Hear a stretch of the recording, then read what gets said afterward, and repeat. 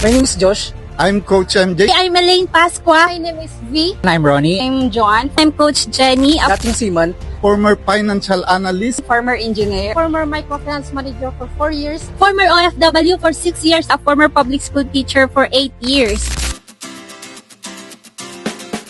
I am in a company that is so generous. Unlimited fund. Dito ko na-experience yung life na kumikita ako and at the same time hawak ko din yung oras. Gusto ko na-experience yung mga bagay na first time ko lang din na-experience sa buhay ko.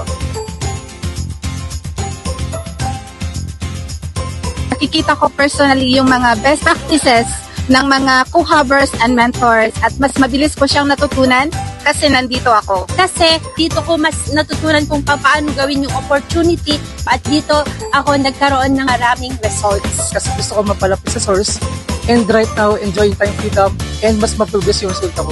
I have a very supportive mentor na talagang willing mag-guide every step of the way, as well as mga coaches and team leaders. Dated palagi sa system ng Project Ultimate.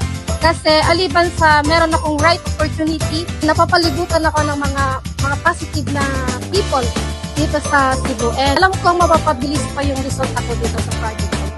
That I be able to become true to myself and approach life with purpose. Kasi na-inspire lang din ako sa mga income ng mga hubbers dito. And masasabi ko na tama yung naging desisyon ko kasi isa na din ako sa mga nakaranas na kumita ng 150k in just a day. From being an OFW for 20 years, I am now creating my dream life here in Cebu. Wala kang ibang gagawin kundi susundin mo lahat ng ituturo ng mentor mo. Kung seryoso ka sa Project Ultimate and gusto mo mas ma-progress yung resulta mo, this is your sign to become a hubber. Henry Ford once said, coming together is a beginning, working together is a progress, and keeping together is a success.